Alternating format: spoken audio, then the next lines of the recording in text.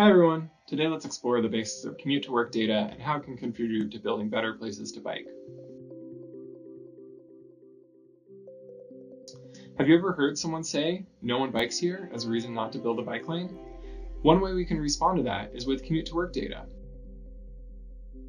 These data come from the US Census Bureau and are based on one simple question: how did you usually get to work last week?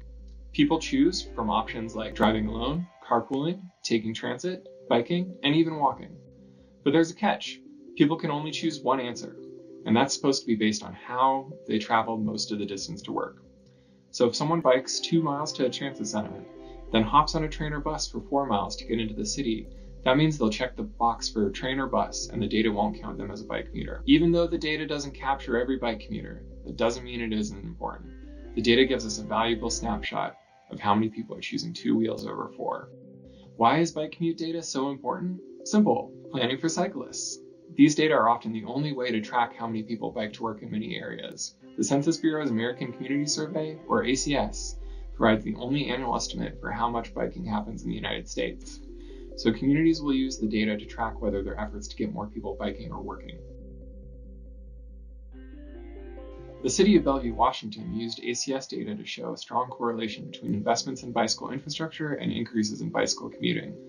Promoters of biking in Arlington, Virginia used ACS data to show census tract level commuting rates and correlations with bicycle facilities to make the case that street grids and bicycle lanes impact commuting rates. The Center City District in Philadelphia used rates of bike commuting and bike commuter demographics from the ACS to inform how it balances planning for automobiles and bicycles within its development district. So these data, while imperfect, are still utilized and vital to planners, and it can help communities see the importance of investing in bike lanes and other bike infrastructure. And data can shed light on where to focus community engagement to identify gaps and barriers to more biking.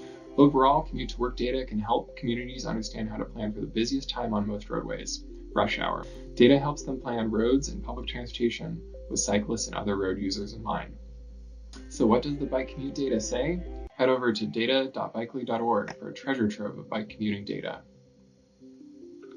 One of my favorite charts is figure 3.1.5. It shows a mostly upward trend in bike commuting for several large cities since 2005, with New York City leading the pack.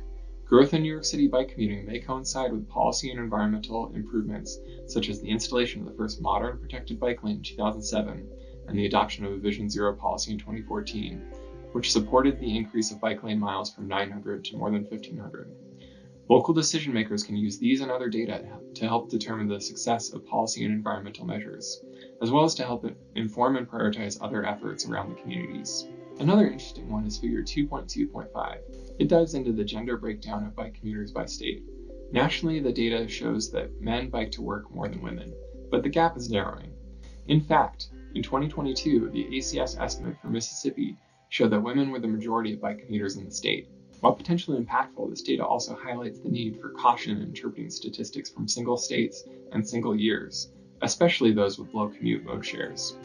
Commute mode share is generally the percentage of people who use a particular mode of transportation to get to work, in this case biking.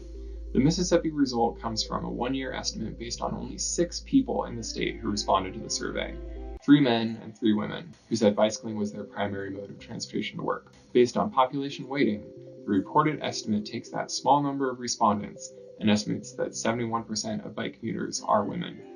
Being cautious with interpretation, especially of 1-year estimates and specific demographics that may be based upon few responses, is important.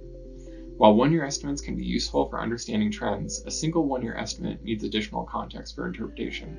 In this case, national data supports a narrowing gap between men and women biking to work, although perhaps not the dramatic change seen in the 1-year estimate for Mississippi. When small sample sizes or large margins of error are notable, we'll note that for you on data.bikely.org. Figure 1.2.9 tells us about the national rates of biking and walking to work by race and ethnicity. It highlights important disparities and can be used to help support more inclusive cycling infrastructure. How can champions for bicycling use these data? Commute to work data is updated every year, making it a valuable tool for tracking progress on getting more people on bikes. Champions can use it to highlight how some people may be underserved by the current bike network, such as people without vehicles or people who currently report lower rates of biking to work. This data is not a replacement for understanding a community and engaging with the community to understand their needs, but can provide an important background for starting that engagement. By using commute to work data or other related data sources, We can help build communities that work better for everyone, no matter how we choose to get around. Use data.bikely.org as a place to get started for your data needs. We publish over 100 figures using data from dozens of sources, but can also direct you to original data sources, which can help you go beyond just the data we present.